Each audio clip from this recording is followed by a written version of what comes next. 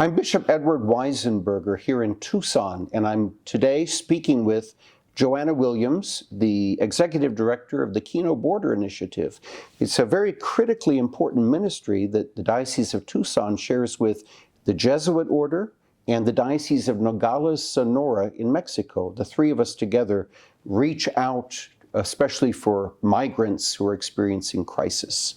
So it mostly functions on the Nogales, Mexico side of the border, but I'm joined by Joanna, as I said, and I'd like to hear more directly from Joanna a little bit about the history of it and its function and purpose. How did we get to where it is today?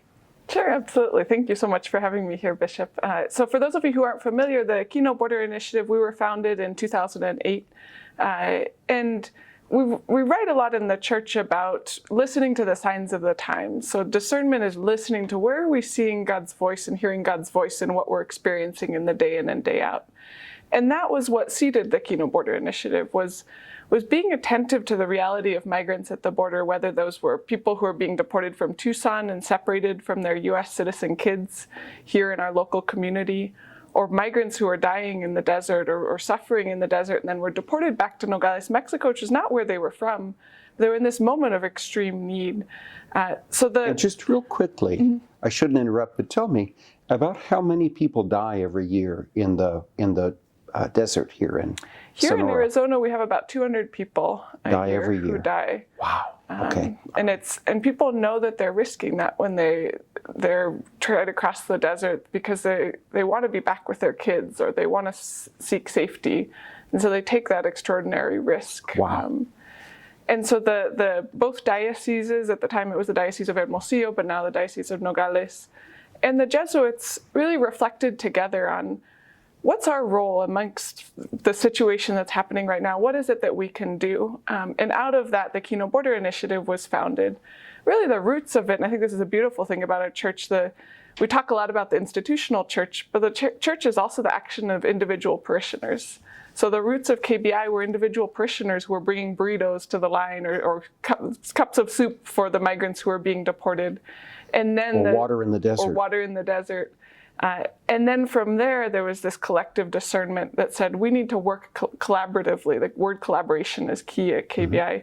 We need to work collaboratively to respond to the dignity of the folks who are arriving here in Nogales. And I would have to say that every time I visit KBI, I'm overwhelmed at what the employees, but mostly volunteers, are able to do.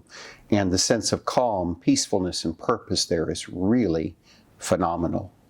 Now, why does this ministry, because I know you're passionate about it, why does this ministry speak to you so strongly as a Catholic, as an individual, as a wife and mother? So I'll start with the last part, as being a mother.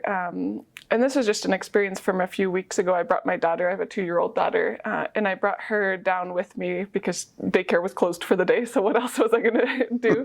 So she came to work with mom, like she does many times, and I was trying to get out the door. She just woken up from her nap. I was trying to get out the door, and this other kid came tromping along, playing with a dinosaur, and started to engage with my daughter. Instead of running out the door, I sat there and waited as they played for an hour, just with such joy and laughter. And as I was watching them play, I realized that, so my daughter has special needs. She has different developmental delays. And this other kid was as well, this other young girl.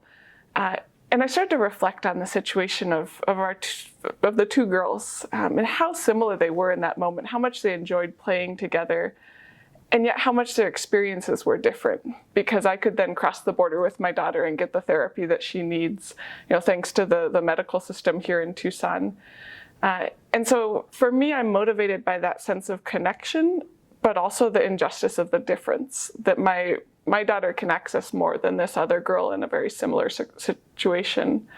And for me, I haven't always been passionate about immigration. I think there's some people who'll say, this was part of my personal experience, and therefore, since the moment I was born, I was passionate. That wasn't really the case for me. I'm not the child of immigrants. My family immigrated here 200 years ago. So when I was growing up, I heard more about them being coal miners in Virginia or pioneers on the Oregon Trail, more than about immigration. But what I experienced as I grew up was this, what Pope Francis calls the transformative space of encounter. Mm-hmm. It was through my middle school and high school classmates that I started to understand more about immigration because their parents had immigrated from Mexico. It was refugee women that I saw arriving trying to learn English and just that desire to learn and to integrate.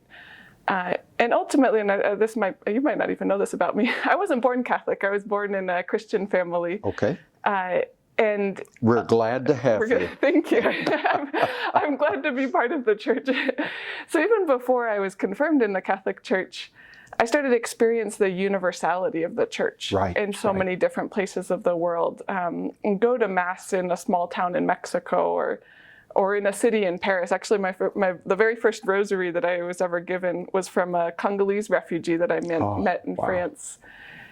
And I was so inspired and hope-filled and grace-filled by that experience of the universality of the church, that to me I had great gratitude for that, and that's part of one of the many reasons that I decided to enter the Catholic Church. But it also felt like a responsibility to me of, if I'm going to be welcomed in so many of the other places of the world, if I'm going to be awestruck by the fact that Mass is literally being celebrated in almost every country of the world in this very moment, then what can I do to make sure that our church here locally is more welcoming and lives into that universality? Speaking of the universality, just say a word or two on the numbers of people that KBI serves, especially people who have been, is the correct word, expelled across the border and find themselves suddenly in Mexico, whether they're a Mexican citizen or not. And how many of these people who are oftentimes, I see, in shock or are overwhelmed or emotionally distraught, how many of these people are you caring for in a month or a year? So in any given day, we're serving about 200 to 300 people. Some of them who have just arrived in that moment, and others who have been stranded in Nogales for many months.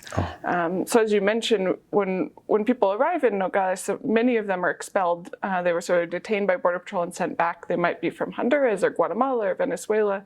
Many of them don't have a legal document in Mexico.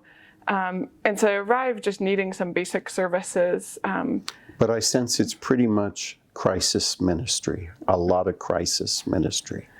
It is. It's, and listening to you say that and thinking about your first reflection of how you get this sense of peace and calm while you're there, I think that's the great irony of our work. It's a paradox. It's a beautiful paradox. It's the paradox. People come to you in crisis, and what do they receive? A sense of purpose and stability. Someone cares. Exactly. And I think that's the grace of this work of, we could very easily become overwhelmed in any day, in any moment.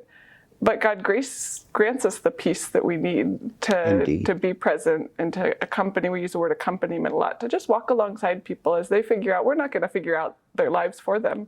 And as we always, I think, tend to say, and we know deep in our brains, if it's just a theoretical matter we hear about on the news, it's one thing. But when you meet individuals struggling so hard just to maybe keep their children alive, you really begin to see this in a whole new lens. So Joanna, this has been very insightful, and I really appreciate your being here. Could you come back in a few weeks and maybe discuss with us a little bit more? Sure, I'd be more than happy to. I'll look forward to it. Thank you so much, and thank you for the ministry that you do for our church. It's an honor.